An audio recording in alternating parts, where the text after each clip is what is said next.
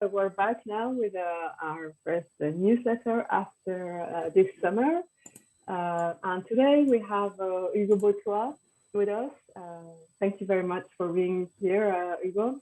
Thank you. And Hugo holds a PhD in immunology from Paris Diderot, but he has a very interesting career path because he has also done a lot of training in machine learning and computer programming, web development, and he's now a data project leader at the healthcare and research and innovation department at Capgemini Engineering.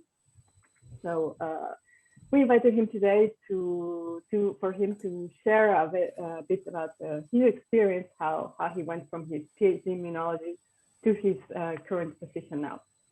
So to start with, Hugo, could you please give us a brief description of your background? Yes, of course. Well, as you say, I actually started with a PhD in immunology. So I worked on T cells, on inflammatory bowel disease, and also in colorectal cancers.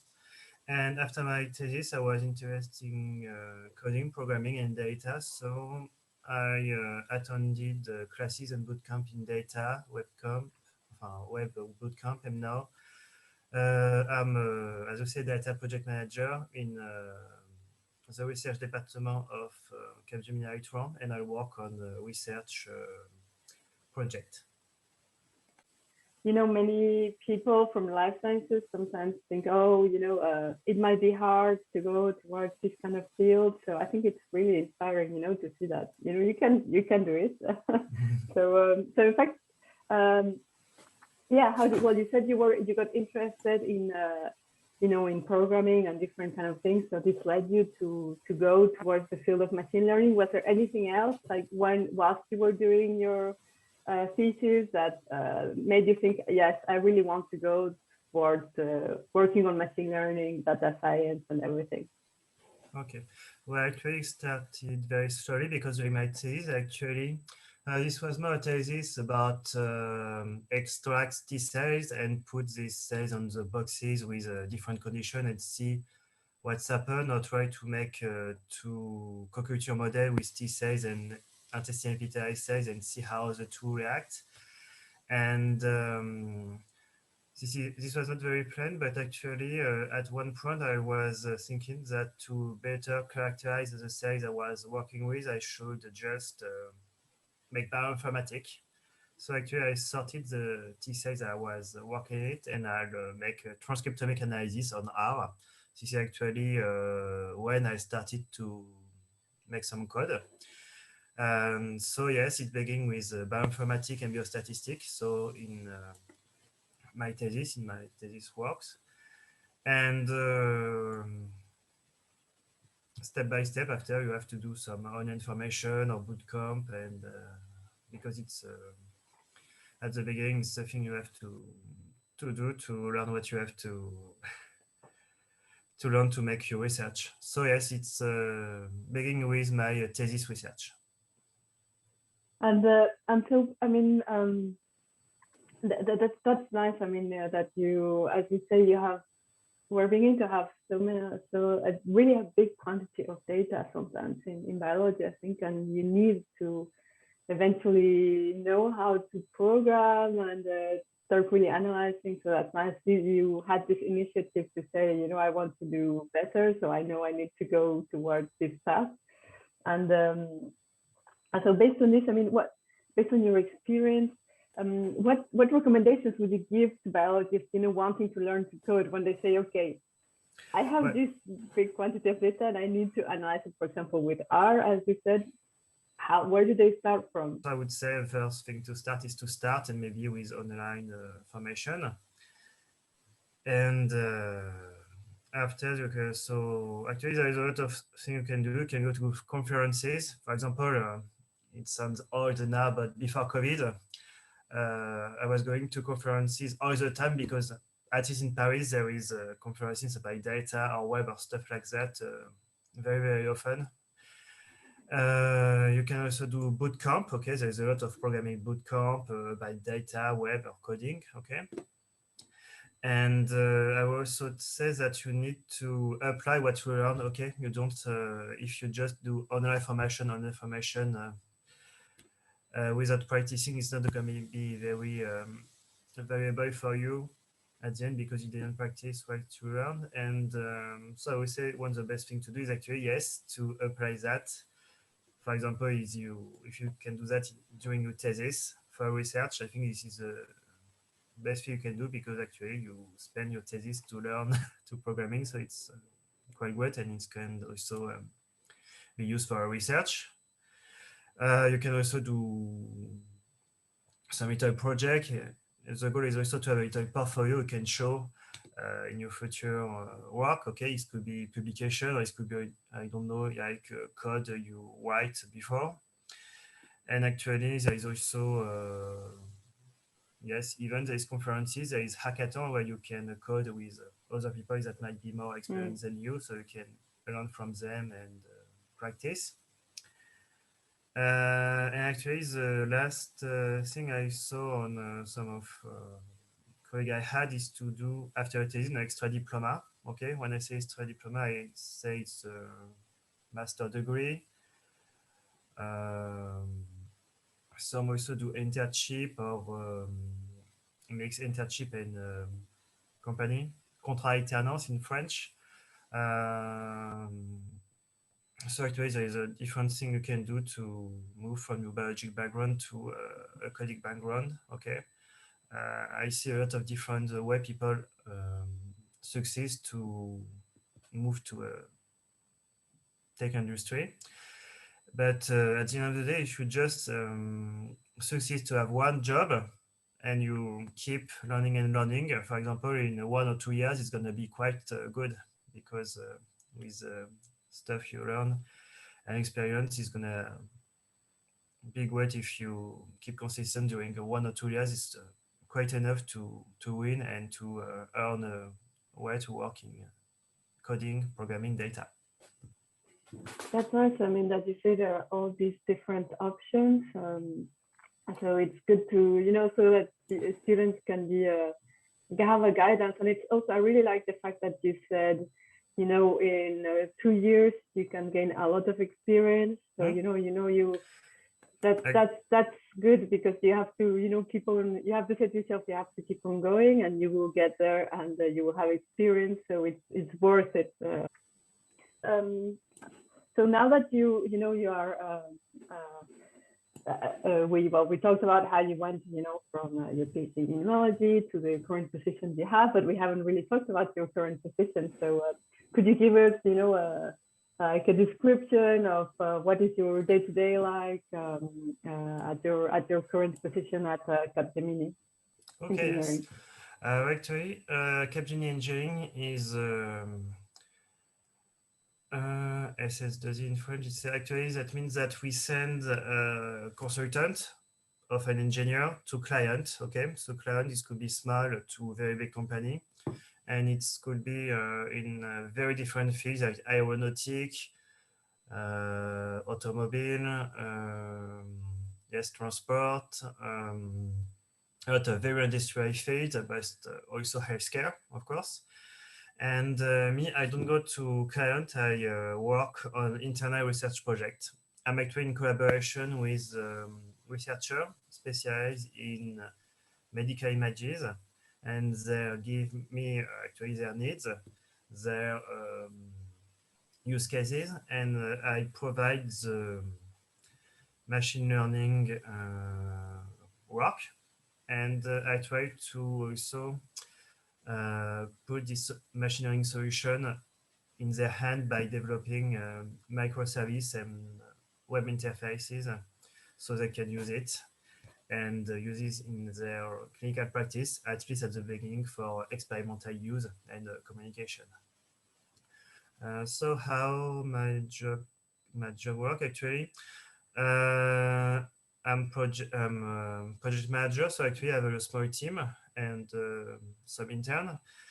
My collaborators are coming from very different backgrounds. Okay, there is some data scientist and some programmer, and actually I have to coordinate all the work people do for the project. Okay, people help me to build a machine learning model. For example, we try to classify tumor based on their malignity. Okay, so if you give me an images, we want to know if this tumor on these images is benign or malignant. Okay, and we also try to make radiologists gain time by helping them in, for example, detect the tumor on the images. Okay, so I have some data scientists that help me do that.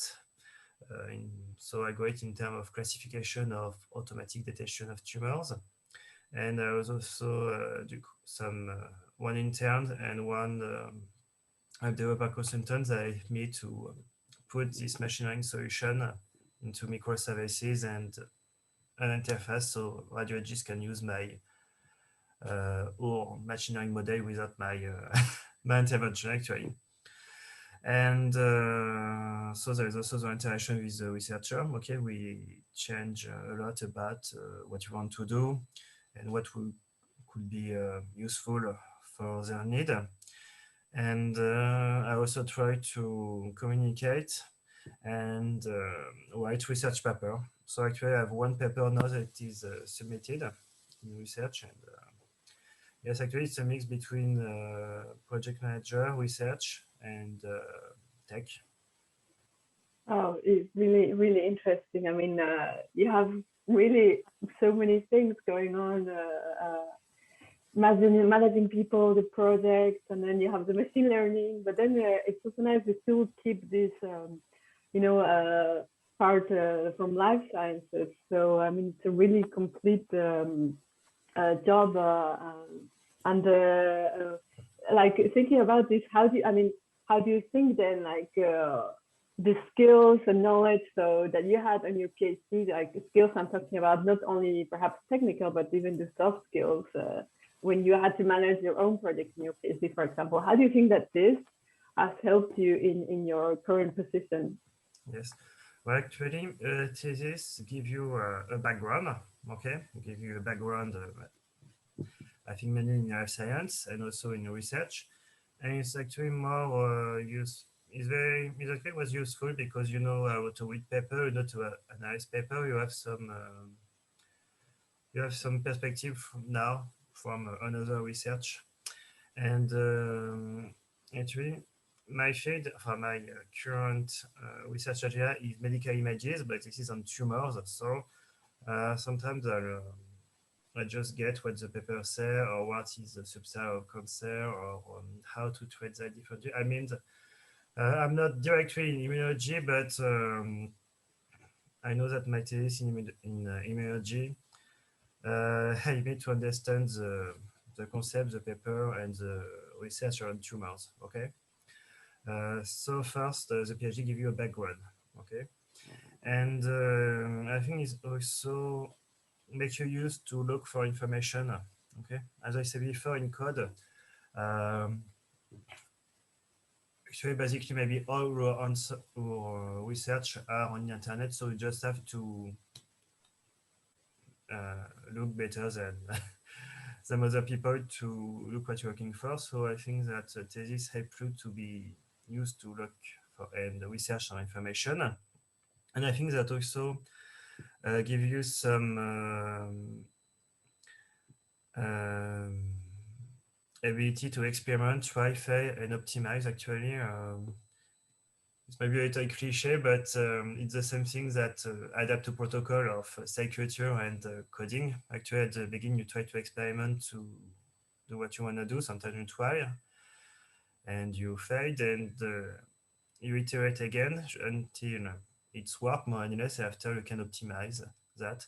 It's the same thing with code actually, except that code you can use it again, again, and again, and one experience in biology, maybe it, yes, but yes, you actually learn to experiment, try, fail, optimize, and automate the process. And with this automatic step you do, you can go further. Okay, And the last thing I think PhD can help you, it's the learning process, because I think that when you're doing PhD, you have quite an, I would say, hasty mind. Okay, you would quite used to learn and to adapt to the work you need to do. Okay, in thesis, you want to do that, you have to learn that. If you want to do another thing, you have to do that again. I think the thesis offer you that. You quite become a learner, and actually this is what of the capacity that is given to PhD students. They are quite good to learn new stuff to achieve their goal. So I think a PhD have you do that, and I think that this helped me a lot in my current position. Really, I liked all the different things that you touched upon. You know, how really your PhD is so much more than just becoming a specialist on a specific subject. You know, you really have all these different kind of things, knowing how to learn, knowing where to search for things. And I really liked all the different aspects that you touched upon, because I think sometimes PhD students don't realize, you know, all these kind of skills that they acquire and how they can be transferred, you know, to a new field. Mhm. So I mean, of course, where you went to now, you had to also have training in the area of machine learning, etc. But I mean, your PhD still, you know, has helped you, and you're using all the skills you had in your PhD in your current job. So that's really great. I think that's something for PhD is to note down. And I think my last question would be, you know, for those that, you know, really the PhD students from the life sciences that wish to go to a path like yours, or that they, you know, how can they best sell themselves in the data science job market? What are the key skills that they are looking for? That, you know, what could you recommend to students wanting to go there? Okay, so for the first question, we say that the first thing I want to say to you is don't yourself too short. Okay, it's not because you kind of leave academia and you never actually go to industry before that you have to accept whatever condition. Okay, actually accept anything. I think this won't make you very not serious, but competitive in regard to the recruiter. Okay, so you don't have to accept anything. Okay, and so actually to better sell yourself in the market, actually I think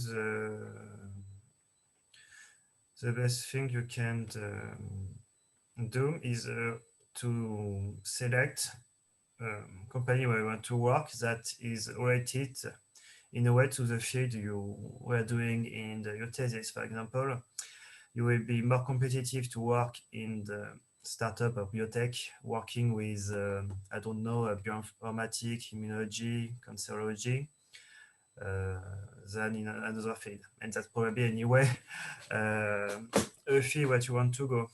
But I mean, in data science, there is always the programming, the statistic, and the actually mathematic background you need. But there is also one thing we call the domain competency.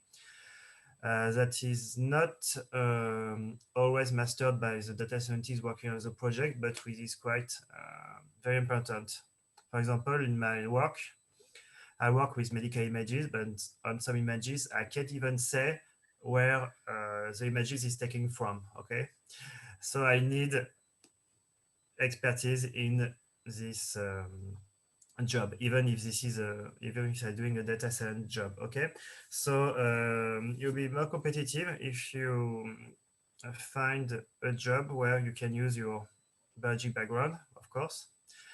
I would say I can also target some little mixed job. For example, I tell like myself, my job include a project manager field and also data science and web development field. So it might be easier for the first step, for the first job you have.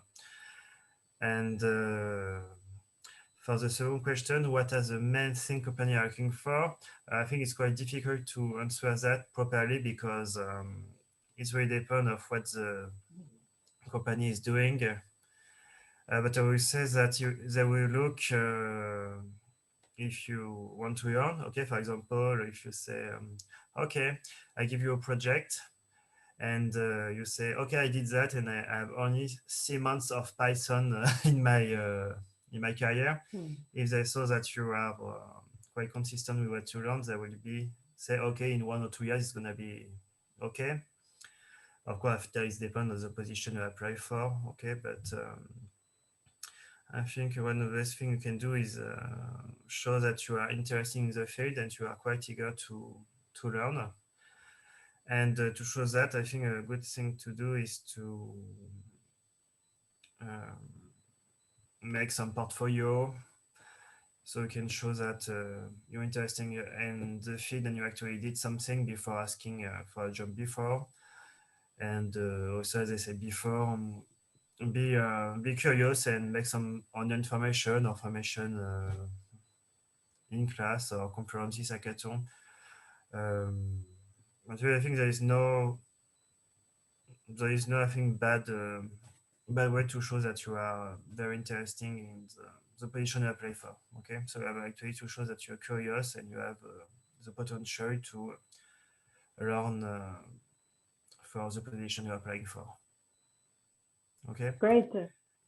Thank you. And I love the part of being curious. I think that's yes. I mean, you can have all the skills you want, but if you're not curious of trying to find out why this or this happened, you perhaps the project might not advance so much. So I really like Yeah. what you said. Yeah, but anyways, it can take a lot of time to acquire the skills, and but actually everyone is learning new skill all the time normally.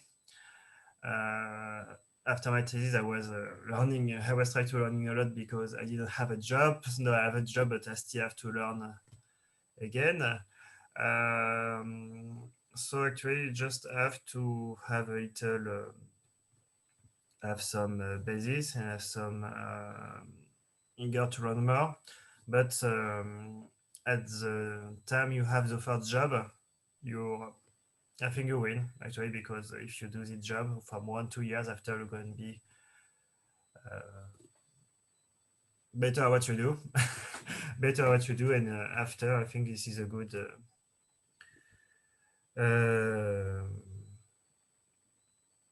start. That not that will not stop because you find your job and your vocation, I would say.